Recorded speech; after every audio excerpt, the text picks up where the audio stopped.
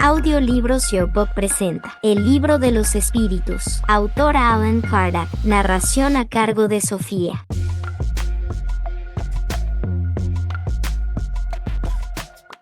Libro 2, capítulo 6. La vida espírita, espíritus errantes, mundos transitorios, percepciones, sensaciones y padecimientos de los espíritus. Ensayo teórico acerca de la sensación en los espíritus. Elección de las pruebas. Relaciones de ultratumba. Relaciones de simpatía y antipatía entre los espíritus. Mitades eternas. Recuerdo de la existencia corporal. Conmemoración de los muertos. Funerales. Espíritus errantes. El alma reencarna inmediatamente después de su separación del cuerpo. A veces reencarna inmediatamente, pero la mayoría de las veces lo hace después de intervalos más o menos prolongados. En los mundos superiores la reencarnación es casi siempre inmediata, puesto que en esos mundos la materia corporal es menos densa. El espíritu encarnado goza en ella de casi todas las facultades que le son propias. ¿En qué se convierte el alma en el intervalo de las encarnaciones? Es un espíritu errante que aspira a su nuevo destino, que espera. ¿Cuánto pueden durar esos intervalos? Desde algunas horas hasta algunos millares de siglos. Por lo demás, para hablar con propiedad, no hay un límite extremo asignado al estado errante. Puede prolongarse muchísimo tiempo, pero nunca es perpetuo. Tarde o temprano, el espíritu siempre encuentra la oportunidad de recomenzar una existencia que sirva para purificar sus existencias anteriores. Esa duración se halla subordinada a la voluntad del espíritu o se le puede imponer como expiación. Es una consecuencia del libre albedrío. Los espíritus saben perfectamente lo que hacen, pero también hay algunos para quienes es un castigo infligido por Dios. Otros piden que se prolongue para continuar estudios que solo pueden hacerse con provecho en el estado de espíritu. ¿La erraticidad es de por sí un signo de inferioridad en los espíritus? No, pues hay espíritus errantes de todos los grados. La encarnación es un estado transitorio. Ya lo hemos dicho, en su estado normal el espíritu se halla desprendido de la materia. ¿Podemos decir que todos los espíritus que no están encarnados son errantes? Los que deben reencarnar, sí. En cambio, los espíritus puros, aquellos que han llegado a la perfección, no son errantes. Su estado es definitivo. Por lo que se refiere a sus cualidades íntimas, los espíritus pertenecen a diferentes órdenes o grados, que recorren sucesivamente a medida que se purifican. En cuanto a su estado, pueden ser encarnados, es decir, unidos a un cuerpo, errantes, es decir, desprendidos del cuerpo material y en espera de una nueva encarnación para mejorar, y espíritus puros, es decir, perfectos y sin necesidad de volver a encarnar. Entre los espíritus no encarnados, los hay que tienen misiones que cumplir, ocupaciones activas, y gozan de una felicidad relativa. Otros se mantienen en la vaguedad y la incertidumbre, son errantes en la verdadera acepción de la palabra. Estos últimos son en realidad los que designamos con el nombre de almas en pena. Los primeros no siempre se consideran errantes, porque hacen una distinción entre su situación y la de los otros. ¿De qué modo se instruyen los espíritus errantes? Sin duda no lo hacen del mismo modo que nosotros. Estudian su pasado y buscan los medios de elevarse. Ven, observan lo que sucede en los lugares que recorren. Escuchan los discursos de los hombres instruidos y los consejos de los espíritus más elevados que ellos, lo cual les brinda ideas que no tenían. ¿Conservan los espíritus algunas de las pasiones humanas? Los espíritus elevados, al perder su envoltura, dejan las pasiones malas y solo se quedan con la del bien. En cambio, los espíritus inferiores las conservan. De lo contrario, pertenecerían al primer orden. ¿Por qué los espíritus, al abandonar la tierra, no dejan en ella sus pasiones malas, puesto que ven sus inconvenientes? En ese mundo hay personas que son excesivamente envidiosas. ¿Acaso crees que tan pronto como lo abandonan pierden ese defecto? Les queda, después de partir de la tierra, sobre todo a las que tuvieron pasiones muy intensas, una especie de atmósfera que las envuelve y les hace conservar todas esas cosas malas, porque el espíritu no está desprendido por completo. Solo por momentos se entrevé la verdad, como para señalarle el camino del bien. ¿Progresa el espíritu en estado errante? Puede mejorar mucho, siempre según su voluntad y su deseo. No obstante, en la existencia corporal es donde pone en práctica las nuevas ideas que ha adquirido. Los espíritus errantes son felices o desdichados, más o menos, según sus méritos. Sufren las pasiones cuya esencia han conservado, o bien son felices según se encuentren más o menos desmaterializados. En el estado errante, el espíritu entrevé lo que le falta para ser más feliz, y entonces busca los medios de alcanzarlo. Sin embargo, no siempre se le permite reencarnar a voluntad, lo cual constituye un castigo. En el estado errante, ¿pueden los espíritus ir a todos los mundos? Según, cuando el espíritu ha dejado el cuerpo, no por eso se encuentra completamente desprendido de la materia. Aún pertenece al mundo en el que ha vivido o a otro del mismo grado, a menos que durante la vida se haya elevado. En eso reside el objetivo al que debe tender, pues de lo contrario nunca se perfeccionaría. No obstante, puede ir a algunos mundos superiores, aunque en ese caso se encontrará en ellos como un extranjero. Por decirlo de algún modo, no hace más que entreverlos, y eso le despierta el deseo de mejorar, para ser digno de la felicidad que en esos mundos se goza y poder habitar en ellos más adelante. Los espíritus que ya se purificaron vienen a los mundos inferiores, suelen venir para ayudarlos a progresar, pues de lo contrario esos mundos estarían librados a sí mismos, sin guías que los dirijan. Mundos transitorios. Existen, como se ha dicho, mundos que sirven a los espíritus errantes como estaciones y lugares de descanso. Sí, hay mundos particularmente destinados a los seres errantes, mundos en los que pueden residir por algún tiempo, especies de vivaques o campamentos donde descansar durante una prolongada erraticidad, estado que siempre es un tanto penoso. Son posiciones intermedias entre los otros mundos, graduadas conforme a la naturaleza de los espíritus que pueden ir allí, los cuales gozan de un bienestar más o menos intenso. Los espíritus que residen en esos mundos, ¿pueden dejarlos a voluntad? Sí, los espíritus que se encuentran en esos mundos pueden alejarse de ellos para ir a donde les corresponde. Imaginadlos como aves de paso que se detienen en una isla mientras recobran fuerzas para dirigirse a su destino. ¿Progresan los espíritus durante su estancia en los mundos transitorios? Sin ninguna duda. Los que se reúnen de tal modo lo hacen con el objetivo de instruirse y obtener con mayor facilidad el permiso para dirigirse a lugares mejores y llegar a la posición que alcanzan los elegidos. Los mundos transitorios, por su naturaleza especial, ¿están perpetuamente destinados a los espíritus errantes? No, su posición es solo temporaria. ¿Están habitados al mismo tiempo por seres corporales? No, su superficie es estéril. Quienes habitan en ellos no tienen necesidad de nada. ¿Esa esterilidad es permanente y proviene de su naturaleza especial? No, son estériles de manera transitoria. Esos mundos, en tal caso, deben de estar desprovistos de bellezas naturales. La naturaleza se traduce en las bellezas de la inmensidad, que no son menos admirables que lo que vosotros llamáis bellezas naturales. Puesto que el estado de esos mundos es transitorio, ¿nuestra Tierra estará algún día en esa situación? Ya lo estuvo. ¿En qué época? Durante su formación. Nada es inútil en la naturaleza. Cada cosa tiene su objetivo, su destino. Nada está vacío. Todo se encuentra habitado y hay vida por doquier. Así, durante la larga serie de siglos que transcurrieron antes de que el hombre apareciese en la Tierra, durante esos lentos periodos de transición que las capas geológicas han puesto en evidencia, incluso antes de la formación de los primeros seres orgánicos, en esa masa informe, en ese árido caos donde los elementos estaban confundidos, la vida no estaba ausente. Seres que no tenían nuestras necesidades ni nuestras sensaciones físicas encontraban aquí un refugio. Dios quiso que aún en ese estado imperfecto la Tierra sirviese para algo. ¿Quién osaría decir, pues, que entre esos miles de millones de mundos que circulan en la inmensidad, uno solamente, uno de los más pequeños, perdido en esa multitud, tiene el privilegio exclusivo de estar poblado? En ese caso, ¿cuál sería la utilidad de los demás? ¿Dios solo los habría hecho con miras a recrear nuestra vista? Su posición absurda, incompatible con la sabiduría que resplandece en todas sus obras, e inadmisible si pensamos en todos esos mundos que no podemos percibir. Nadie podrá negar que en esa idea de los mundos inadecuados aún para la vida material, aunque poblados por seres animados apropiados para ese medio, existe algo grandioso y sublime, donde tal vez se encuentra la solución de más de un problema: percepciones, sensaciones y padecimientos de los espíritus. El alma, alma, una vez en el mundo de los espíritus, ¿conserva las percepciones que tenía cuando estaba encarnada? Sí, y otras que no poseía, porque su cuerpo era como un velo que las oscurecía. La inteligencia es un atributo del espíritu, pero se manifiesta más libremente cuando éste no tiene trabas. Las percepciones y los conocimientos de los espíritus son ilimitados. En una palabra, lo saben todo. Cuanto más se acercan a la perfección, más saben. Si son superiores, saben mucho. Los espíritus inferiores son más o menos ignorantes en lo relativo a todas las cosas. Los espíritus conocen el principio de las cosas. Eso depende de su elevación y su pureza. Los espíritus inferiores no saben al respecto más que los hombres. Los espíritus comprenden el transcurso del tiempo como nosotros. No, y eso hace que no siempre nos comprendáis cuando se trata de fijar fechas o épocas. Los espíritus viven fuera del tiempo, tal como nosotros lo comprendemos. Para ellos su transcurso se anula, por decirlo así, y los siglos, que a nosotros nos parecen tan extensos, para ellos no son más que instantes que se borran en la eternidad. Del mismo modo que las desigualdades del suelo se borran y desaparecen para el que se eleva en el espacio. Los espíritus tienen del presente una idea más precisa y exacta que nosotros, más o menos como el que ve claro tiene una idea más exacta de las cosas que el ciego. Los espíritus ven lo que vosotros no veis. Juzgan, pues, de otro modo que vosotros. No obstante, eso también depende de su elevación. ¿De qué modo los espíritus tienen conocimiento del pasado? Ese conocimiento es ilimitado para ellos. El pasado, cuando de él nos ocupamos, es un presente. Del mismo modo que cuando tú recuerdas algo que te impresionó durante tu exilio. Solo que, como nosotros ya no tenemos el velo material que oscurece tu inteligencia, recordamos cosas que a ti se te han borrado. No obstante, los espíritus no lo conocen todo, su creación en primer lugar. Los espíritus conocen el porvenir. Eso también depende de su perfección. A menudo solo lo entreven, pero no siempre se les permite revelarlo. Cuando lo ven, les parece presente. El espíritu ve el porvenir con mayor claridad a medida que se acerca a Dios. Después de la muerte, el alma ve y abarca de una mirada sus emigraciones pasadas, pero no puede ver lo que Dios le prepara. Para ello es necesario que, al cabo de muchas existencias, esté totalmente compenetrada con él. Los espíritus que llegaron a la perfección absoluta tienen un conocimiento completo del porvenir. Completo no es la palabra, pues solo Dios es el soberano Señor y nadie puede igualarlo. Los espíritus ven a Dios. Solo los espíritus superiores lo ven y lo comprenden. Los espíritus inferiores lo sienten y lo adivinan. Cuando un espíritu inferior dice que Dios le prohíbe o le permite alguna cosa, ¿cómo sabe que eso proviene de él? Ese espíritu no ve a Dios, pero siente su soberanía. Cuando algo no tiene que hacerse o una palabra no debe decirse, siente una especie de intuición, una advertencia invisible que le prohíbe hacerlo. Vosotros mismos, ¿no tenéis presentimientos que son como advertencias secretas para que hagáis o dejéis de hacer tal o cual cosa? Lo mismo nos ocurre a nosotros, solo que en un grado superior, pues comprenderás que, dado que la esencia de los espíritus es más sutil que la vuestra, ellos pueden recibir mejor las advertencias divinas. La orden es transmitida al espíritu directamente por Dios o por intermedio de otros espíritus. No le llega directamente de Dios. Para comunicarse con él hay que ser digno de ello. Dios le transmite sus órdenes a través de espíritus que se hallan más elevados en perfección e instrucción. La vista, en los espíritus, está circunscrita, como en los seres corporales. No, reside en ellos. Los espíritus necesitan luz para ver, ven por sí mismos y no necesitan luz exterior. Para ellos no hay tinieblas, excepto aquellas en las que puedan encontrarse por expiación. Los espíritus necesitan trasladarse para ver en dos puntos diferentes. Pueden ver, por ejemplo, de manera simultánea en los dos hemisferios del globo. Como el espíritu se traslada con la rapidez del pensamiento, podemos decir que ve en todas partes a la vez. Su pensamiento puede irradiar y dirigirse al mismo tiempo a muchos puntos diferentes, pero esa facultad depende de su pureza. Cuanto menos purificado está, más limitada es su vista. Solo los espíritus superiores son capaces de tener una visión de conjunto. La facultad de ver en los espíritus es una propiedad inherente a su naturaleza y reside en todo su ser, así como la luz reside en todas las partes de un cuerpo luminoso. Es una especie de lucidez universal que se extiende a todo, que abarca a la vez el espacio, los tiempos y las cosas, y para la cual cual no existen tinieblas ni obstáculos materiales. Se comprende que debe ser así. En el hombre, la vista opera mediante el funcionamiento de un órgano que recibe la impresión de la luz. Sin luz, el hombre queda en la oscuridad. En el espíritu, puesto que la facultad de ver es un atributo de sí mismo que prescinde de todo agente exterior, su vista es independiente de la luz. El espíritu ve las cosas tan claras como nosotros, más claras, pues su vista penetra lo que vosotros no podéis penetrar. Nada la oscurece. ¿El espíritu percibe los sonidos? Sí, y también percibe otros que vuestros sentidos obtusos no pueden percibir. La facultad de oír se encuentra en todo su ser, como la facultad de ver. Todas las percepciones son atributos del espíritu y forman parte de su ser. Cuando se encuentra revestido de un cuerpo material, dichas percepciones solo le llegan por conducto de los órganos, pero en el estado de libertad dejan de estar localizadas. Dado que las percepciones son atributos del propio espíritu, ¿puede sustraerse a ellas? El espíritu solo ve y oye lo que quiere. Decimos esto en general, sobre todo en lo que atañe a los espíritus elevados, pues los imperfectos a menudo oyen y ven, a pesar suyo, lo que puede ser útil para su perfeccionamiento. Los espíritus son sensibles a la música. ¿Te refieres a vuestra música? ¿Qué es ella comparada con la música celestial? Con esa armonía de la cual nada en la tierra puede daros una idea. Aquella es a esta lo que el canto del salvaje es a la suave melodía. No obstante, los espíritus vulgares pueden experimentar cierto placer en escuchar vuestra música, porque todavía no les es dado comprender otra más sublime. La música tiene infinitos encantos para los espíritus, debido a que sus cualidades sensitivas se hallan muy desarrolladas. Me refiero a la música celestial, que es lo más bello y delicado que la imaginación espiritual puede concebir. Los espíritus son sensibles a las bellezas de la naturaleza. Las bellezas naturales de los mundos son tan distintas que estamos lejos de conocerlas. Sí, los espíritus son sensibles a ellas, conforme a su aptitud para apreciarlas y comprenderlas. Para los espíritus elevados hay bellezas de conjunto ante las cuales se borran, por decirlo así, las de los detalles. Los espíritus experimentan nuestras necesidades y padecimientos físicos. Los conocen porque los han sufrido, pero no los experimentan como vosotros, materialmente, pues son espíritus. Los espíritus sienten cansancio y necesidad de reposo. No pueden sentir cansancio del modo en que vosotros lo entendéis. En consecuencia, no tienen necesidad de vuestro descanso corporal, pues no poseen órganos cuyas energías tengan que ser repuestas. No obstante, el espíritu reposa en el sentido de que no se halla en una actividad constante. No actúa de una manera material. Su acción es completamente intelectual y su reposo completamente moral. Es decir, que hay momentos en que su pensamiento deja de estar tan activo y no se dirige hacia un objeto determinado. Se trata de un auténtico descanso, pero no es comparable con el del cuerpo. La especie de cansancio que los espíritus pueden experimentar se debe a su inferioridad, pues cuanto más elevados son, menos reposo necesitan. Cuando un espíritu dice que sufre, ¿qué clase de padecimiento experimenta? Angustias morales que lo atormentan más dolorosamente que los padecimientos físicos. ¿A qué se debe, pues, que algunos espíritus se hayan quejado de padecer frío o calor? Es un recuerdo de lo que han soportado durante la vida, a veces tan penoso como la realidad. Suele ser una comparación mediante la cual, a falta de otra mejor, expresan su situación. Cuando se acuerdan de su cuerpo experimentan una especie de impresión, como cuando alguien se quita el abrigo y un rato más tarde cree llevarlo aún. Ensayo teórico acerca de la sensación en los espíritus. El cuerpo es el instrumento del dolor. Si no constituye su causa primera, es al menos su causa inmediata. El alma tiene la percepción de ese dolor. Dicha percepción es el efecto. El recuerdo del dolor que el alma conserva puede ser muy penoso, pero no puede tener una acción física. En efecto, ni el frío ni el calor pueden desorganizar los tejidos del alma. El alma no puede helarse ni quemarse. No vemos a diario que el recuerdo o la aprensión de un mal físico producen el mismo efecto que la realidad, y que incluso ocasiona la muerte. Todo el mundo sabe que las personas a quienes se les amputó un miembro sienten dolor en ese miembro que ya no existe. Por cierto, dicho miembro no es la sede del dolor, ni siquiera su punto de partida. El cerebro ha conservado la impresión, eso es todo. Podemos creer, pues, que hay algo análogo en los padecimientos del espíritu después de la muerte. Un estudio más profundo del periespíritu, que desempeña un papel tan tan importante en todos los fenómenos espíritas, las apariciones vaporosas o tangibles, el estado del espíritu en el momento de la muerte, la idea tan frecuente en el de que aún sigue vivo, el cuadro tan conmovedor de los suicidas y los ajusticiados, el de las personas que se dejaron cautivar por los goces materiales, y tantos otros hechos, ha venido a arrojar luz sobre esa cuestión y ha dado lugar a explicaciones cuyo resumen presentamos aquí. El periespíritu es el lazo que une al espíritu con la materia del cuerpo. Es extraído del medio circundante, del fluido universal. Participa a la vez de la electricidad, del fluido magnético y, hasta cierto punto, de la materia inerte. Podríamos decir que es la quinta esencia de la materia. Es el principio de la vida orgánica, pero no el de la vida intelectual, que es propia del espíritu. Es, además, el agente de las sensaciones exteriores. En el cuerpo, dichas sensaciones se encuentran localizadas en los órganos que les sirven de conductos. Una vez destruido el cuerpo, las sensaciones son generales. Por esa razón el espíritu no dice que le duele la cabeza más que los pies. Por otra parte, es preciso no confundir las sensaciones del periespíritu que ha recobrado su independencia con las del cuerpo. Solo podemos tomar estas últimas como un término de comparación y no como analogía. Desprendido del cuerpo, el espíritu puede sufrir, pero ese sufrimiento no es el del cuerpo, aunque tampoco se trata de un sufrimiento exclusivamente moral, como el remordimiento, puesto que se queja del frío y del calor. Tampoco sufre más en invierno que en verano. Hemos visto espíritus que pasaban a través de las llamas sin experimentar nada penoso. La temperatura, pues, no les causa la menor impresión. Por consiguiente, el dolor que sienten no es un dolor físico propiamente dicho, sino un vago sentimiento íntimo, del que el espíritu mismo no siempre se da perfecta cuenta, precisamente porque el dolor no está localizado ni es producido por agentes exteriores. Es más bien un recuerdo que una realidad, pero un recuerdo tan penoso como aquella. Sin embargo, como veremos, a veces hay algo más que un recuerdo. La experiencia nos enseña que en el momento de la muerte el periespíritu se desprende del cuerpo con mayor o menor lentitud.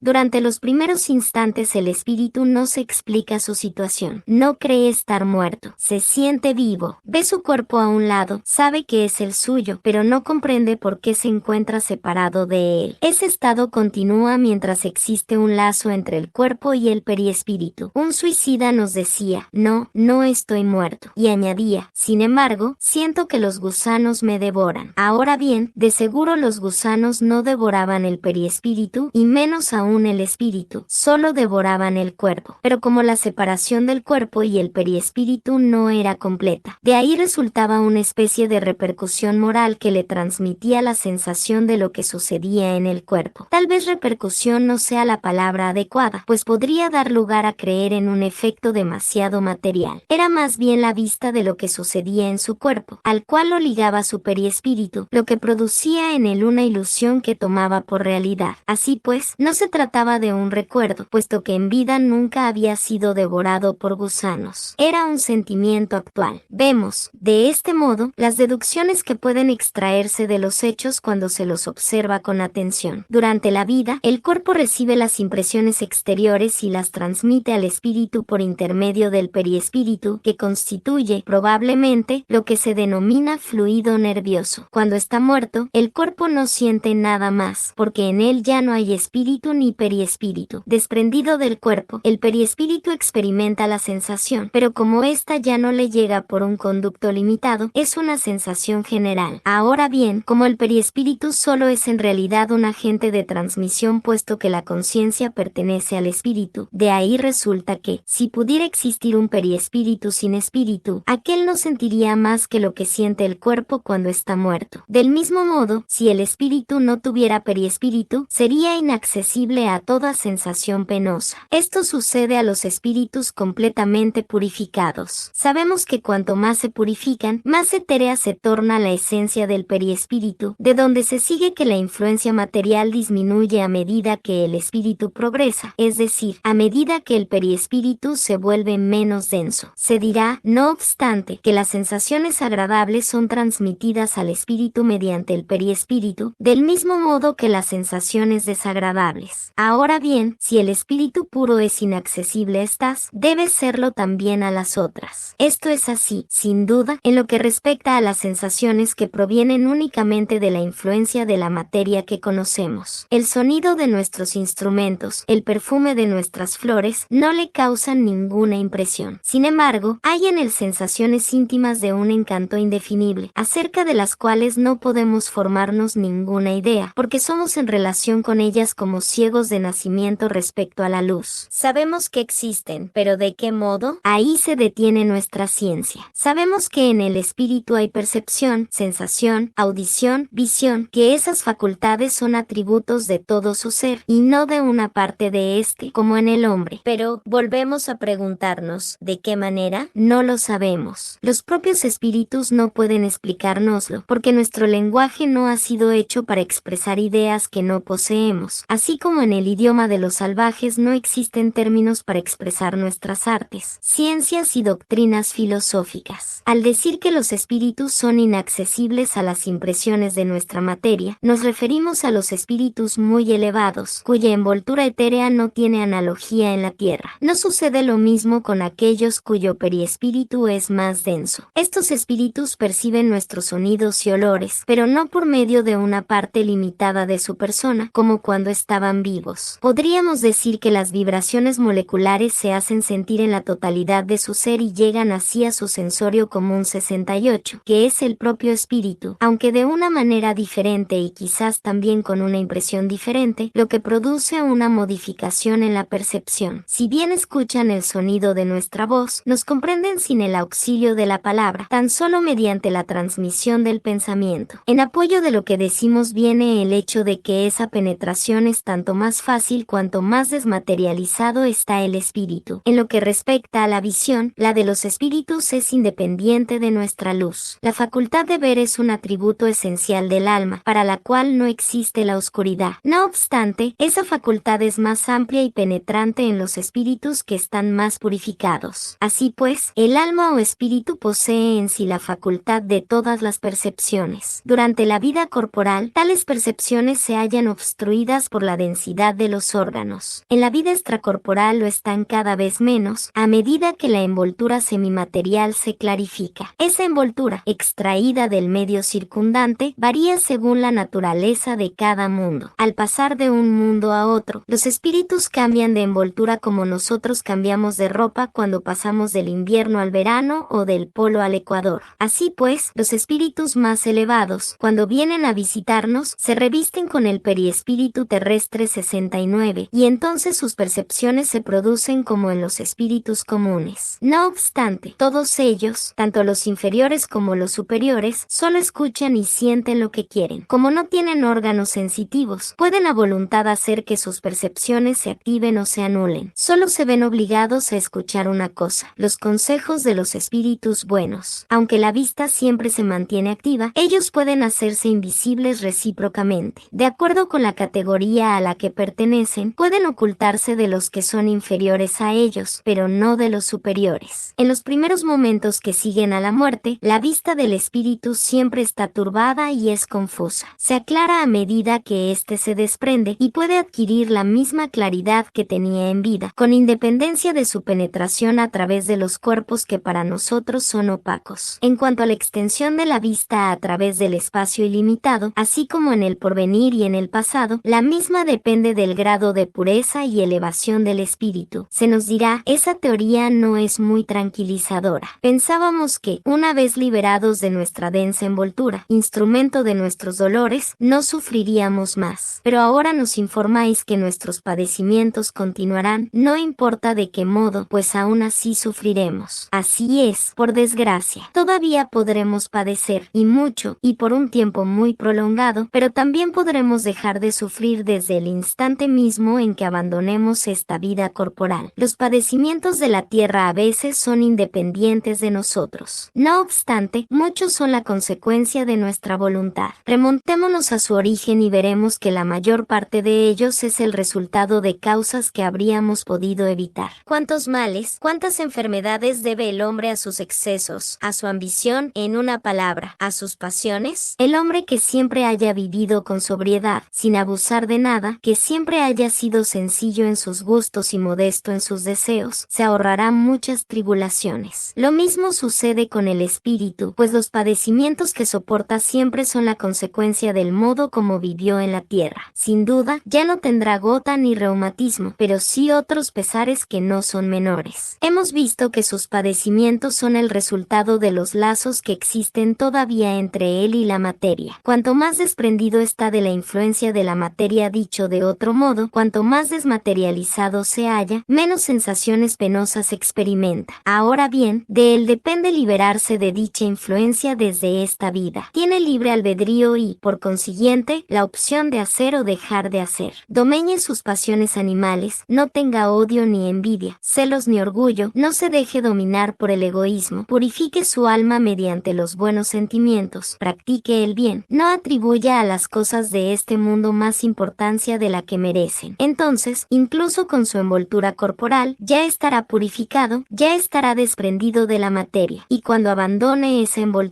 no sufrirá más su influencia. Los padecimientos físicos que haya experimentado no dejarán en él ningún recuerdo penoso, no le quedará al respecto ninguna impresión desagradable, porque solo habrán afectado al cuerpo y no al espíritu. Se sentirá feliz de haberse liberado, y la paz de su conciencia lo eximirá de todo padecimiento moral. Hemos interrogado a miles de espíritus que han pertenecido a todas las categorías de la sociedad, a todas las posiciones sociales. Los hemos estudiado en todos los periodos de su vida espírita, desde el instante mismo en que abandonaron su cuerpo. Los hemos seguido paso a paso en esa vida de ultratumba para observar los cambios que se operaban en ellos, en sus ideas y sensaciones. Desde ese punto de vista, han sido los hombres más comunes los que nos proporcionaron los elementos de estudio más valiosos. Ahora bien, siempre hemos observado que los padecimientos guardan relación con la conducta, cuyas consecuencias los espíritus sufren, y que esa nueva existencia es la fuente de una felicidad inefable para los que han seguido el camino del bien. En conclusión, si sufren, es porque así lo han querido. Solo deben culparse a sí mismos, tanto en el otro mundo como en este. Elección de las pruebas. En el estado errante, antes de comenzar una nueva existencia corporal, ¿tiene el espíritu conciencia y previsión de lo que habrá de sucederle durante la vida? Él mismo escoge la clase de pruebas que quiere sufrir. En eso consiste su libre albedrío. Entonces, ¿no es Dios quien le impone las tribulaciones de la vida como castigo? Nada sucede sin el permiso de Dios, pues es Él quien ha establecido las leyes que rigen el universo. Preguntad, pues, ¿por qué ha hecho tal ley en vez de otra? Al dar al espíritu la libertad de elegir, Dios le deja la responsabilidad completa de sus actos y de las consecuencias de estos. Nada obstaculiza su porvenir. Puede optar por seguir el camino del bien o el del mal, pero si sucumbe, le queda un consuelo: no todo terminó para él, pues Dios, en su bondad, le deja la libertad para que recomience lo que hizo mal. Por otra parte, es necesario distinguir lo que es obra de la voluntad de Dios, de lo que es obra de la voluntad del hombre. Si un peligro os amenaza, no habréis sido vosotros quienes lo crearon, sino Dios. No obstante, vuestra fue la voluntad de exponeros a ese peligro, porque habéis visto en él un medio para vuestro progreso, y Dios lo ha permitido. Oh, si el espíritu elige la clase de pruebas que deberá sufrir, se sigue de ahí que todas las tribulaciones que experimentamos en la vida fueron previstas y elegidas por nosotros. Todas no es la palabra, porque no se puede decir que vosotros habéis elegido y previsto todo lo que os sucede en el mundo, hasta las más mínimas cosas. Elegisteis la clase de pruebas. Los detalles son consecuencia de la posición en que os encontráis y, a menudo, de vuestras propias acciones. Si el espíritu, por ejemplo, quiso nacer entre malhechores, sabía a qué tentaciones se exponía, pero ignoraba cada uno de los actos que llevaría a cabo. Esos actos son el efecto de su voluntad y de su libre albedrío. El espíritu sabe que al elegir un camino tendrá que sufrir determinado tipo de lucha. Conoce, pues, la naturaleza de las vicisitudes con las que se encontrará, pero ignora si un acontecimiento se producirá antes que otro. Los pormenores nacen de las circunstancias y de la fuerza de las cosas. Solo se pueden prever los acontecimientos importantes, aquellos que influyen en el destino. Si sigues un camino escarpado, sabes que habrás de tomar grandes precauciones, porque tienes posibilidades de caer. No obstante, no sabes en qué punto caerás, y existe la posibilidad de que no caigas si eres suficientemente prudente. Si al pasar por la calle te cae una teja en la cabeza, no creas que estaba escrito, como vulgarmente se dice. ¿Cómo es posible que el espíritu quiera nacer entre personas personas de mala vida, es preciso que sea enviado a un medio en el que pueda sufrir la prueba que ha pedido. Así es, tiene que haber analogía. Para luchar contra el instinto de la delincuencia, es necesario que el espíritu se encuentre entre personas de esa clase. Si en la tierra no hubiera personas de mala vida, el espíritu no encontraría aquí el medio necesario para sufrir ciertas pruebas. ¿Acaso deberíamos quejarnos por ello? Es lo que sucede en los mundos superiores, donde el mal no tiene acceso. Por esta razón, en esos mundos solo hay espíritus buenos. Haced que pronto suceda lo mismo en vuestra tierra. El espíritu, en las pruebas que debe sufrir para alcanzar la perfección, debe experimentar las diversas clases de tentaciones. Debe pasar por todas las circunstancias que pueden excitar en él: el orgullo, la envidia, los celos, la avaricia, la sensualidad, etc. Por cierto que no, pues sabéis que hay espíritus que siguen, desde el comienzo, un camino que los exime de muchas pruebas. Con todo, el que se deja llevar por el camino del mal corre todos los peligros que hay en él. Si un espíritu, por ejemplo, pide riqueza, se le podrá conceder. Entonces, conforme a su carácter, podrá volverse avaro o pródigo, egoísta o generoso, o bien se entregará a todos los goces de la sensualidad. Sin embargo, eso no quiere decir que deba pasar forzosamente por toda esa serie de inclinaciones. ¿De qué modo el espíritu, que en su origen es simple, ignorante y carece de experiencia, puede elegir una existencia con conocimiento de causa y ser responsable de esa elección? Dios suple su inexperiencia al señalarle el camino que debe seguir, como haces tú con un niño desde la cuna. No obstante, poco a poco lo deja ser dueño de elegir a medida que su libre albedrío se desarrolla. En ese caso, si no escucha los consejos de los espíritus buenos, suele extraviarse y seguir el camino del mal. A esto se lo puede llamar la caída del hombre. Cuando el espíritu goza de su libre albedrío, la elección de la existencia corporal depende siempre, en forma exclusiva, de su voluntad, o bien la voluntad de Dios puede imponerle esa existencia como expiación. Dios sabe esperar, no apresura la expiación. Sin embargo, Él puede imponerle una existencia a un espíritu cuando éste, por su inferioridad o su mala voluntad, no es apto para comprender lo que sería más saludable para sí mismo, y cuando ve que esa existencia puede servir para que el espíritu se purifique y progrese, al mismo tiempo que encuentra en ella una expiación. ¿El espíritu hace su elección inmediatamente después de la muerte? No, muchos creen en la eternidad de las penas, lo cual, como ya se os ha dicho, es un castigo. ¿Qué es lo que dirige al espíritu en la elección de las pruebas que desea sufrir? El espíritu elige las pruebas que pueden ser para él una expiación por la naturaleza de sus faltas y que lo hacen adelantar más deprisa. Así pues, algunos imponen una vida de miseria y privaciones para tratar de soportarla con valor. Otros quieren probarse mediante las tentaciones de la fortuna y el poder, mucho más peligrosas, por el abuso y el mal uso que se puede hacer de ellos, así como por las pasiones malas que fomentan. Otros, por último, quieren probarse mediante las luchas que habrán de sostener en contacto con el vicio. Si algunos espíritus eligen el contacto con el vicio como prueba, los hay que lo eligen por simpatía y por el deseo de vivir en un medio acorde con sus gustos, o para poder entregarse sensualmente a inclinaciones materiales. Los hay, es cierto, pero solo son los espíritus cuyo sentido moral aún se encuentra poco desarrollado. La prueba viene por sí misma y la sufren por más tiempo. Tarde o temprano comprenden que la satisfacción de las pasiones brutales genera en ellos consecuencias deplorables, que habrán de sufrir durante un tiempo que les parecerá eterno. Dios podrá dejarlos en ese estado hasta que hayan comprendido su falta y por sí mismos pidan rescatarla mediante pruebas útiles. ¿No parece natural que se elijan las pruebas menos penosas? A vosotros sí os parece natural, al espíritu no. Cuando está desprendido de la materia, cesa la ilusión y piensa de otro modo. El hombre, en la tierra y bajo la influencia de las ideas carnales, solo ve el lado penoso de esas pruebas. Por eso le parece natural elegir las que desde su punto de vista pueden combinarse con los goces materiales. En cambio, en la vida espiritual compara esos goces fugaces y groseros con la felicidad inalterable que entrevé y, a partir de ese momento, que le hacen algunos dolores pasajeros. De ese modo, el espíritu puede elegir la más ruda de las pruebas y, por consiguiente, la existencia más penosa, con la esperanza de llegar más rápido a un estado mejor, así como el enfermo suele elegir el remedio más desagradable para curarse lo antes posible. Quien pretende vincular su nombre al descubrimiento de un país desconocido, no elige un camino lleno de flores. Conoce los peligros que corre, pero también sabe que lo aguarda la gloria en caso de que tenga éxito. La doctrina de la libertad en la elección de nuestras existencias y de las pruebas que debemos sufrir deja de parecer extraordinaria si consideramos que los espíritus, desprendidos de la materia, evalúan las cosas de una manera diferente a como nosotros lo hacemos. Divisan el objetivo, que para ellos es mucho más serio que los goces fugaces del mundo. Después de cada existencia, al ver el paso que han dado, comprenden cuánto les falta purificarse aún para alcanzar dicho objetivo. Por ese motivo, se someten de manera voluntaria a las vicisitudes de la vida corporal y piden por sí mismos las que puedan hacerlos llegar más rápidamente. Así pues, no hay razón para el asombro cuando se ve que el espíritu no prefiere la existencia más placentera. En su estado de imperfección, no podría disfrutar esa vida exenta de amarguras. Como la entrevé, procura mejorar para alcanzarla. Por otra parte, no tenemos a diario, ante nuestros ojos, ejemplos de elecciones semejantes. El hombre que trabaja durante parte de su vida, sin tregua ni descanso, para reunir aquello que le proporcione bienestar, ¿qué hace sino imponerse una tarea con miras a un porvenir mejor? El militar que se ofrece para una misión peligrosa, el viajero que enfrenta desafíos no menos difíciles en interés de la ciencia o de su propia fortuna. ¿Qué hacen sino someterse a pruebas voluntarias que deben proporcionarles honor y ganancias si logran superarlas? ¿A cuántas cosas no se somete o se expone el hombre con miras a su interés o su gloria? Los concursos no son también pruebas voluntarias a las que se somete para avanzar en la carrera que eligió. No se alcanza una posición social importante en las ciencias, las artes o la industria, si no se pasa por la serie de posiciones inferiores que son otras tantas pruebas. En ese sentido, la vida humana es el calco de la vida espiritual, pues en esta vida encontramos, en pequeño, las mismas peripecias que en la otra. Así pues, si en la vida solemos elegir las más rudas pruebas con miras a un objetivo más elevado, ¿por qué el espíritu, que ve más lejos que el cuerpo y para el cual la vida corporal no es más que un incidente fugaz, no habría de elegir una existencia penosa y difícil si ella lo conducirá a la felicidad eterna? Los que dicen que si el hombre pudiera elegir su existencia pedirían ser príncipes o millonarios son como los miopes que solo ven lo que tocan, o como esos niños golosos que, cuando se les pregunta qué profesión les gusta más, responden pastelero o confitero. El viajero que se encuentra en medio del valle oscurecido por la niebla no ve la extensión ni los extremos del sendero. En cambio, cuando llega a la cima de la montaña, abarca el camino recorrido y el que le queda por recorrer. Divisa su objetivo, los obstáculos que aún no superó, y planea con mayor seguridad los medios necesarios para llegar a la meta. El espíritu encarnado es como el viajero al pie de la montaña, pero una vez liberado de los lazos terrenales, domina el paisaje como quien se encuentra en la cúspide. Para el viajero, el objetivo es el reposo después del cansancio. Para el espíritu, es la dicha suprema después de las tribulaciones y las pruebas. Los espíritus manifiestan que en el estado errante buscan, estudian, observan para hacer su elección. ¿Acaso no tenemos un ejemplo de ese hecho en la vida corporal? No solemos buscar durante años la carrera que luego elegimos libremente, porque consideramos que es la más adecuada para hacernos avanzar en nuestro camino. Si fracasamos en una, buscamos otra. Cada carrera que emprendemos constituye una etapa, un periodo de la vida. ¿No empleamos cada día para planear lo que haremos al día siguiente? Ahora bien, ¿qué son para el espíritu las diversas existencias corporales, sino etapas, periodos, días de su vida espírita que, como sabemos, es su vida normal, puesto que la vida corporal solo es transitoria y pasajera? El espíritu podría hacer su elección durante el estado corporal. Su deseo puede influir, lo cual depende de la intención. No obstante, cuando ese espíritu suele ver las cosas de un modo muy diferente. En todos los casos es el espíritu el que elige. Con todo, vuelvo a repetírtelo, el espíritu puede hacer su elección en la vida material, pues siempre hay momentos en que se independiza de la materia en que habita. Muchas personas desean grandeza y riquezas, y por cierto no las buscan como expiación ni como prueba. No cabe duda, la materia desea esa grandeza para disfrutar de ella. El espíritu la desea para conocer sus vicisitudes. Hasta que llega al estado de pureza perfecta, ¿debe el espíritu sufrir pruebas de modo constante? Sí, pero no son pruebas tal como vosotros las entendéis. Vosotros llamáis pruebas a las tribulaciones bienes materiales. Ahora bien, cuando el espíritu llega a cierto grado, aunque todavía no sea perfecto, ya no tiene que sufrir esas pruebas. No obstante, siempre tiene deberes que lo ayudan a perfeccionarse y no le resultan penosos en modo alguno, aunque más no sea el de ayudar a otros a perfeccionarse. El espíritu puede equivocarse respecto a la eficacia de la prueba que ha elegido, puede elegir una que sea superior a sus fuerzas, en cuyo caso sucumbe. También puede elegir una que no le aproveche en absoluto, como, por ejemplo, si busca un género de vida ociosa e inútil. Sin embargo, en ese caso, cuando vuelve al mundo de los espíritus, se percata de que no ganó nada y pide recuperar el tiempo perdido. ¿A qué obedecen las vocaciones de determinadas personas y su voluntad de seguir una carrera con preferencia a otras? Me parece que vosotros mismos podéis responder esa pregunta. ¿No es la consecuencia de cuanto hemos dicho acerca de la elección de las pruebas y del progreso cumplido en una existencia anterior? En el estado errante, cuando el espíritu estudia las diversas condiciones en que podría progresar, como piensa hacerlo si nace, por ejemplo, en un pueblo de caníbales, los espíritus que ya están adelantados no nacen entre caníbales, pero sí lo hacen espíritus de la misma naturaleza que los caníbales o inferiores a ellos. Sabemos que nuestros antropófagos no se encuentran en el último grado de la escala. Hay mundos en los que el embrutecimiento y la ferocidad no tienen analogía en la Tierra. Esos espíritus son, pues, inferiores a los más inferiores de nuestro mundo. Nacer entre nuestros salvajes es para ellos un progreso, así como sería un progreso para nuestros antropófagos ejercer entre nosotros una profesión que los obligara a derramar sangre. Si no ponen la mira en algo más elevado es porque su inferioridad moral no les permite comprender un progreso más completo. El espíritu solo puede adelantar en forma gradual. No puede atravesar de un salto la distancia que separa a la barbarie de la civilización. Y en esto vemos una de las necesidades de la reencarnación, que está en un todo de acuerdo con la justicia de Dios. De lo contrario, ¿qué sería de los millones de seres que mueren a diario en el último estado de degradación si no tuvieran los medios de alcanzar un nivel superior? ¿Por qué Dios los habría desheredado de los favores que concede a los demás hombres? Los espíritus que vienen de un mundo inferior a la tierra o que pertenecen a un pueblo muy atrasado, como los caníbales por ejemplo, ¿podrían nacer en nuestros pueblos civilizados? Sí, algunos de ellos se extravían al querer elevarse demasiado. No obstante, en ese caso, se sienten desubicados entre vosotros, porque tienen costumbres e instintos que entran en conflicto con los vuestros. Esos seres nos ofrecen el triste espectáculo de la ferocidad en medio de la civilización. Volver a encarnar entre caníbales no será para ellos un retroceso, pues no harán más que retomar el lugar que les es propio, y tal vez obtengan allí un mayor beneficio para sí mismos. Un hombre que pertenece a una raza civilizada podría, por expiación, reencarnar en una raza salvaje, sí, pero eso depende del género de expiación. Un amo que ha sido duro con sus esclavos podrá a su vez ser esclavo y sufrir los malos tratos que infligió. El que daba órdenes en una época puede, en una nueva existencia, obedecer a aquellos mismos que se sometían a su voluntad. Si abusó de su poder, se trata de una expiación y Dios puede imponérsela. Por otra parte, un espíritu bueno también puede elegir una existencia en la que influya sobre esos pueblos para hacerlos adelantar. En ese caso, se trata de una misión. Relaciones de ultratumba. Los espíritus de los diferentes órdenes establecen entre sí una jerarquía de poderes. ¿Hay entre ellos subordinación y autoridad? Sí, y muy grande. Los espíritus ejercen unos sobre otros una autoridad que está en relación con su grado de superioridad, y lo hacen por medio de un ascendiente moral irresistible. Los espíritus inferiores pueden sustraerse a la autoridad de los que son superiores a ellos. He dicho que es irresistible. El poder y la consideración de que ha disfrutado un hombre en la tierra le otorgan una supremacía en el mundo de los espíritus. No, pues allí los pequeños serán enaltecidos y los grandes serán humillados. Lee los Salmos. ¿Cómo debemos entender ese enaltecimiento y esa humillación? ¿No sabes que los espíritus pertenecen a diferentes órdenes según su mérito? Pues bien, el más grande en la tierra puede encontrarse en la última categoría entre los espíritus, mientras que su servidor podrá estar en la primera. ¿Comprendes esto? ¿Acaso no dijo Jesús: todo aquel que se humilla será enaltecido, y el que se enaltece será humillado? El que ha sido grande en la tierra y ahora se encuentra en una categoría inferior entre los espíritus se siente humillado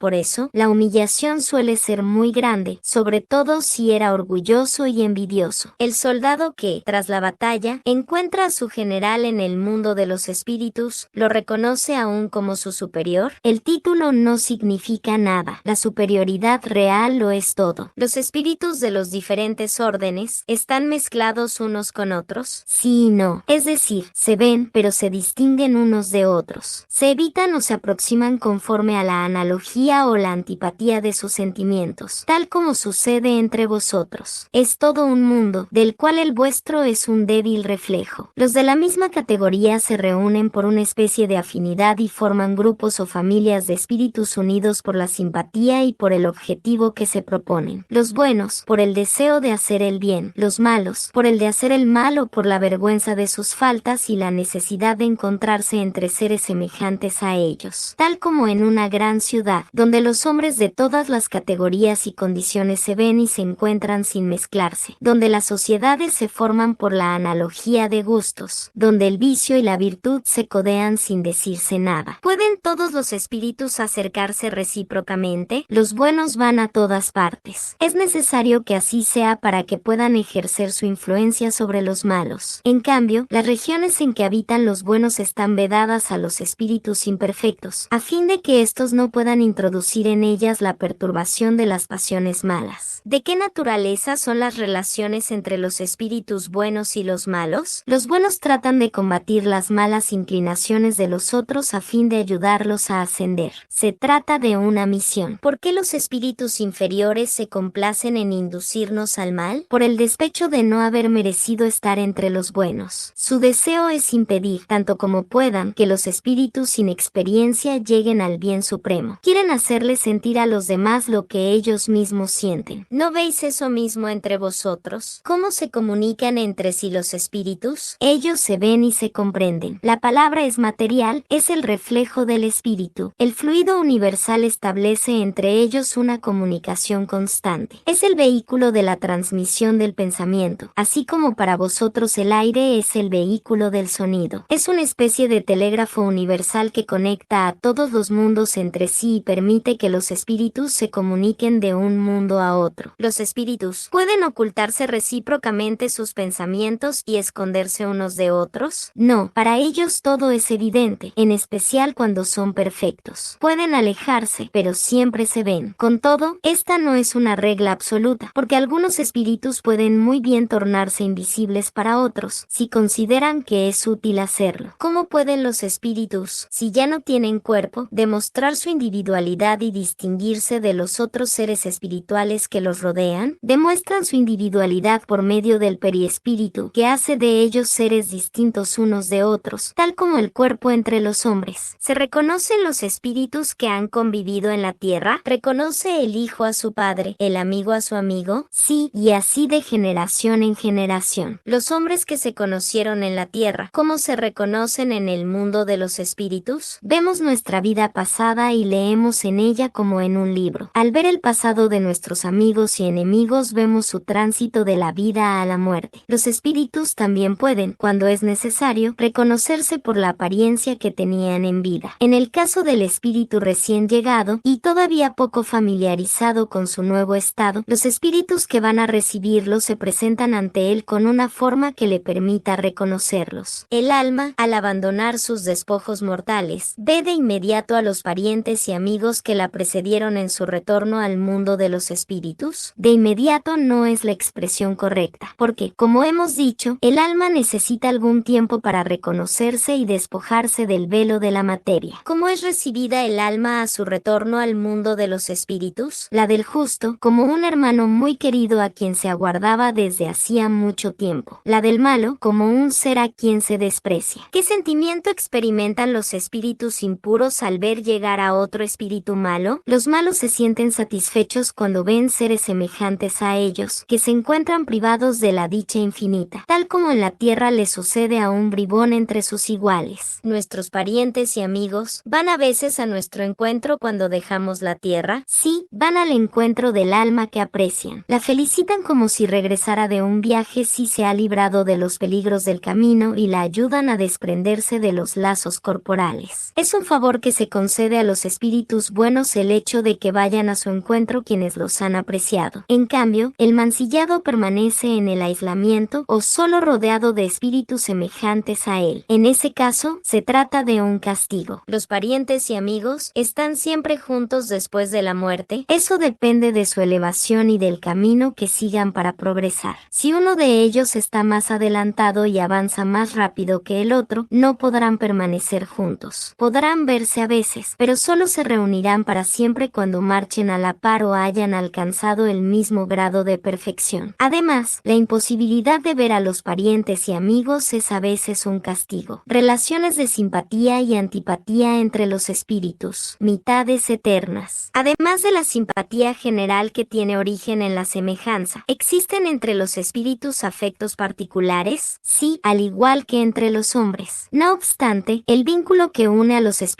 es más fuerte cuando carecen de cuerpo, porque ya no está expuesto a las vicisitudes de las pasiones. ¿Existe el odio entre los espíritus? El odio solo existe entre los espíritus impuros. Son ellos quienes siembran las enemistades y disensiones entre vosotros. Dos seres que fueron enemigos en la tierra, ¿mantendrán ese resentimiento mutuo en el mundo de los espíritus? No, comprenderán que su odio era estúpido y pueril la causa que lo generó. Solo los espíritus imperfectos conservan una especie de animosidad hasta que se purifican. Si no los dividió más que un interés material, ya no pensarán en eso, por poco desmaterializados que estén. Si no hay antipatía entre ellos, dado que la causa de la discusión ya no existe, pueden volver a verse con agrado. Tal como dos escolares que, cuando llegan a la edad de la razón, reconocen la puerilidad de las querellas que han mantenido en su infancia y dejan de despreciarse. El recuerdo de las malas acciones que dos hombres han podido cometer uno contra otro resulta un obstáculo para que simpaticen mutuamente. Sí, los lleva a distanciarse. ¿Qué sentimiento experimentan después de la muerte aquellos a quienes hemos hecho mal en la tierra? Si son buenos, os perdonan conforme a vuestro arrepentimiento. Si son malos, pueden guardaros resentimiento y a veces perseguiros incluso en otra existencia. Dios puede permitirlo como castigo. ¿Los afectos individuales de los espíritus pueden ser encubiertos? No, porque los espíritus no pueden engañarse unos a otros. Ya no tienen la máscara tras la cual se ocultan los hipócritas. Por esa razón, cuando son puros, sus afectos son inalterables. El amor que los une es para ellos la fuente de una suprema felicidad. El afecto que dos seres se han profesado en la tierra, ¿continúa siempre en el mundo de los espíritus? Sí, sin duda, cuando se basa en una simpatía verdadera. En cambio, si las causas físicas ocupan más espacio que aquella, ese afecto cesará junto con sus causas. Los afectos entre los espíritus son más estables y duraderos que en la tierra, porque no están subordinados al capricho de los intereses materiales y del amor propio. Las almas que deben unirse están predestinadas para esa unión desde su origen. Cada uno de nosotros posee en alguna parte del universo su mitad, con la cual se reunirá necesariamente algún día. No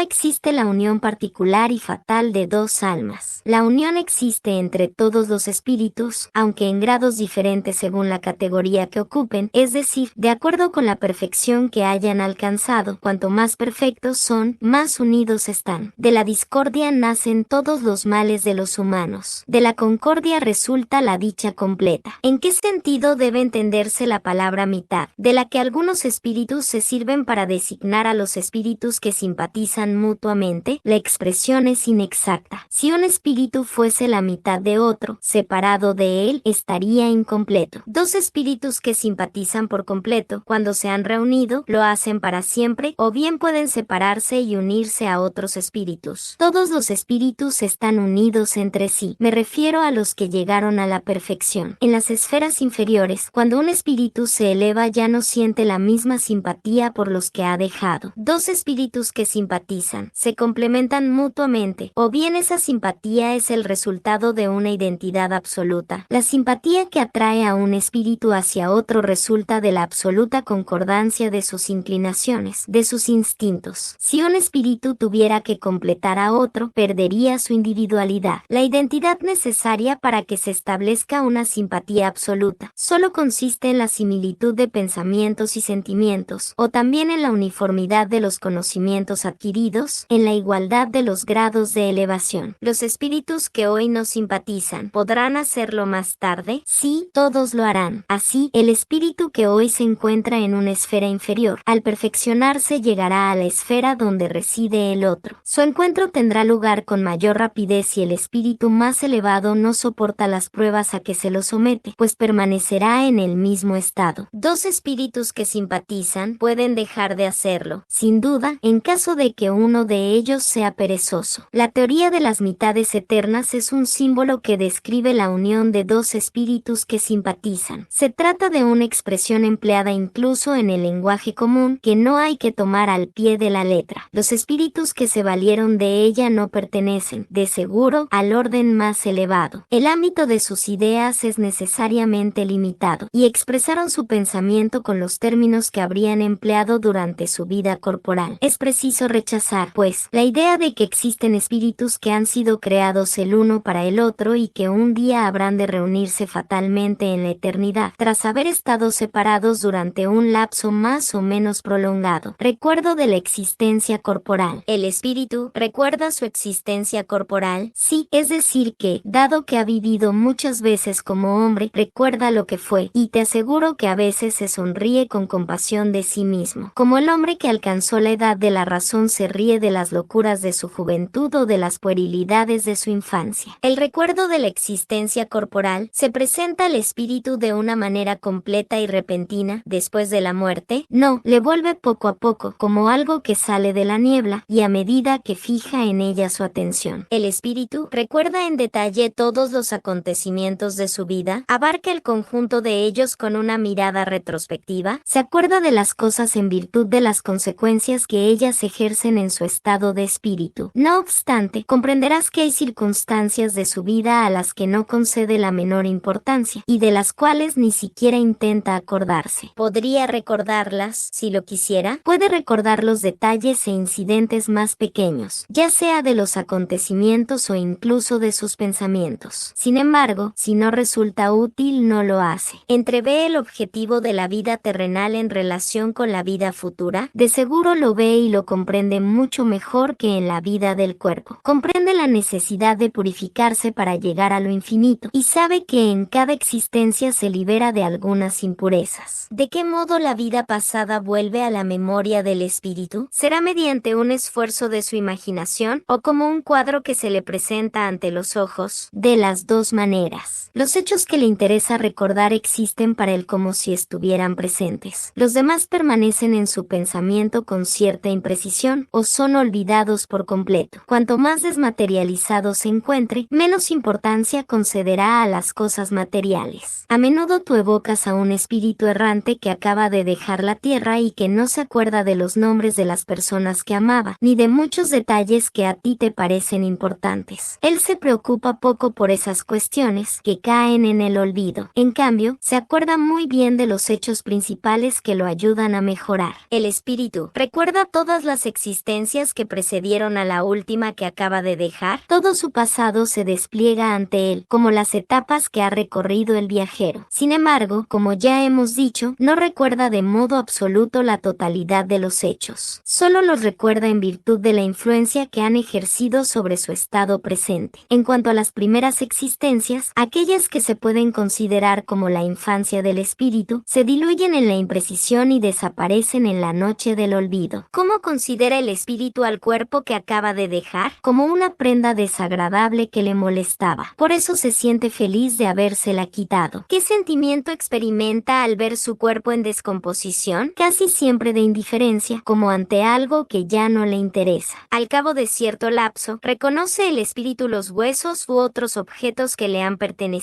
A veces, eso depende de la elevación del punto de vista desde el cual considera las cosas terrenales. El respeto que se profesa por las cosas materiales que pertenecieron al espíritu llama su atención sobre dichos objetos. El espíritu ve ese respeto con placer. El espíritu siempre se siente feliz cuando se acuerdan de él. Las cosas que le pertenecieron avivan en vosotros su recuerdo. Sin embargo, es vuestro pensamiento el que lo atrae y no esos objetos. Los espíritus conservan el recuerdo de los padecimientos que han soportado durante su última existencia corporal. A menudo lo conservan. Ese recuerdo les hace apreciar mejor el valor de la felicidad de que pueden pueden disfrutar como espíritus. El hombre que en este mundo ha sido feliz echa de menos los goces que perdió al dejar la tierra. Solo los espíritus inferiores pueden echar de menos las alegrías inherentes a la impureza de su naturaleza, que ellos espían mediante sus padecimientos. Para los espíritus elevados, la dicha eterna es 1000 veces preferible a los placeres efímeros de la tierra, tal como el hombre adulto que desprecia aquello que constituía las delicias de su infancia. Aquel que había dado comienzo a importantes obras con un objetivo útil que quedaron interrumpidas por la muerte, ¿se lamenta en el otro mundo de haberlas dejado inconclusas? No, porque ve que otros están destinados a terminarlas. Por el contrario, trata de influir en otros espíritus humanitarios para que las continúen. Su objetivo en la tierra era el bien de la humanidad y sigue siendo el mismo en el mundo de los espíritus. Aquel que creó obras de arte o literarias, ¿conserva al dejarlas el amor que les profesaba en vida? Conforme a su elevación las juzga desde otro punto de vista y a menudo critica lo que más admiraba. El espíritu continúa interesado en las obras que se realizan en la tierra a favor del progreso de las artes y las ciencias. Eso depende de su elevación o de la misión que tal vez tenga que cumplir. Lo que a vosotros os parece magnífico suele ser muy poca cosa para algunos espíritus. Las admiran como el sabio admira la tarea de un escolar. Examinan lo que prueba la elevación de los espíritus encarnados y sus progresos. Después de la muerte, ¿conservan los espíritus el amor a la patria? El principio siempre es el mismo. Para los espíritus elevados, la patria es el universo. En la tierra es el lugar donde se encuentra la mayor cantidad de personas con las que simpatizan. La situación de los espíritus y su modo de ver las cosas varían hasta lo infinito en virtud de su grado de desarrollo moral e intelectual. Por lo general, los espíritus de un orden elevado solo permanecen en la tierra por poco tiempo. Todo lo que se hace en este mundo es tan mezquino en comparación con las grandezas de lo infinito. Las cosas a las cuales los hombres otorgan más importancia son tan pueriles para los espíritus, que estos encuentran aquí pocas razones para sentirse atraídos, a menos que se los haya convocado para cooperar en el progreso de la humanidad. Los espíritus de un orden intermedio vienen a la tierra con mayor frecuencia, aunque consideran las cosas desde un punto de vista más elevado que cuando estaban vivos. Los espíritus vulgares, en cierto modo, están asentados aquí y constituyen el conjunto de la población circundante del mundo invisible. Han conservado con escasas variantes las mismas ideas, los mismos gustos y las mismas inclinaciones que cuando tenían la envoltura corporal. Se entrometen en nuestras reuniones, en nuestros asuntos y entretenimientos, en los que toman parte más o menos activa, según su carácter. Como no pueden satisfacer sus pasiones, gozan junto con los que se entregan a ellas y los incitan a hacerlo. No obstante, entre esos espíritus los hay más serios, que ven y observan para instruirse y perfeccionarse. Las ideas de los espíritus se modifican en el estado errante, mucho. Sufren grandes modificaciones a medida que el espíritu se desmaterializa. A veces este conserva durante largo tiempo las mismas ideas, pero poco a poco la influencia de la materia disminuye y ve las cosas con más claridad. En ese caso, busca los medios para mejorar. Puesto que el espíritu ya ha vivido la vida espírita antes de su encarnación, ¿a qué se debe su sorpresa cuando vuelve a ingresar en el mundo de los espíritus? No es más que el efecto de los primeros momentos y de la turbación que sigue al despertar. Más tarde, el espíritu se reconoce por completo, a medida que vuelve a él el recuerdo del pasado y se desvanece la impresión de la vida terrenal. Conmemoración de los muertos. Funerales. Los espíritus son sensibles al recuerdo que de ellos conservan quienes los amaron en la tierra, mucho más de lo que creéis. Ese recuerdo aumenta su felicidad si son dichosos. Si son desgraciados, constituye para ellos un alivio. El día de la conmemoración de los muertos, ¿tiene algo que lo haga más solemne para los espíritus? ¿Se preparan para visitar a los que concurren a orar ante sus restos? Los espíritus acuden al llamado del pensamiento ese día como cualquier otro. Ese día es para ellos motivo de una cita junto a sus sepulturas. Ese día acuden en mayor número porque allí hay más personas que los llaman. No obstante, cada espíritu concurre por sus amigos y no por la multitud de los que les son indiferentes. ¿Con qué forma van a sus sepulturas? ¿Cómo los veríamos si pudieran hacerse visibles? Con la forma con que se los conoció en vida. Los espíritus olvidados van a sus tumbas aunque nadie vaya a visitarlas. Sienten pena al ver que ninguna un amigo se acuerda de ellos? ¿Qué les importa la tierra? Solo estamos ligados a ella por el corazón. Si allí no hay amor, ya nada retiene al espíritu. Tiene para él todo el universo. La visita a la tumba le proporciona al espíritu mayor satisfacción que una oración hecha en casa. La visita a la tumba es una manera de dar a conocer que se piensa en el espíritu ausente. Es la representación de ese pensamiento. Ya os dije que lo que santifica el acto del recuerdo es la oración. Poco importa el lugar, si ésta se hace con el corazón. Los espíritus de las personas a quienes se erigen estatuas o monumentos van a esa especie de inauguración de los mismos y los miran con satisfacción. Muchos van cuando pueden. Sin embargo, son menos sensibles a los actos que se celebran en su honor que al recuerdo que se guarda de ellos. ¿A qué se debe que ciertas personas deseen ser sepultadas en un lugar antes que en otro? ¿Regresan a él con mayor agrado después de su muerte? Esa importancia que se concede a algo material es un signo de inferioridad en el espíritu, apego del espíritu por ciertos lugares, inferioridad moral. Para un espíritu elevado, ¿qué significa un pedazo de tierra más que otro? No sabe que su alma se reunirá con los que ama, aunque sus huesos estén en otro lugar. La reunión de los despojos mortales de los miembros de una misma familia debe considerarse como algo fútil. No, se trata de una costumbre piadosa y un testimonio de afecto hacia aquellos a quienes se amó. Si bien esa reunión importa poco a los espíritus, es útil a los hombres, pues los recuerdos se concentran mejor. El alma, al retornar a la vida espiritual, es sensible a los honores que se rinden a sus despojos mortales. Cuando el espíritu llegó a cierto grado de perfección, ya no tiene la vanidad terrenal y comprende la futilidad de todas esas cosas. No obstante, debe saber que suele haber espíritus que, en los primeros momentos que siguen a su muerte material, experimentan un gran placer con los honores que se les rinden o se disgustan por el descuido de sus envolturas, puesto que aún conservan algunos de los prejuicios de la tierra. El espíritu asiste a su funeral, asiste muy a menudo. No obstante, si todavía se encuentra en estado de turbación, a veces no se percata de lo que sucede. ¿Lo halaga la presencia de los que concurren a su funeral? Es relativo, depende del sentimiento que anime a la concurrencia. ¿El espíritu del que acaba de morir asiste a las reuniones de sus herederos? Casi siempre. Dios lo quiere así, tanto para su instrucción como para castigo de los culpables. Allí juzga el valor que tenían las promesas de sus herederos. Todos los sentimientos quedan descubiertos ante él, y la desilusión que experimenta al ver la rapacidad de los que se reparten sus bienes, lo instruye acerca de esos sentimientos. No obstante, a ellos también habrá de llegarle su turno. El respeto instintivo que el hombre, en todas las épocas y en todos los pueblos, manifiesta por los muertos, es un efecto de la intuición que tiene de la existencia futura, es su consecuencia natural. De lo contrario, ese respeto no tendría objeto.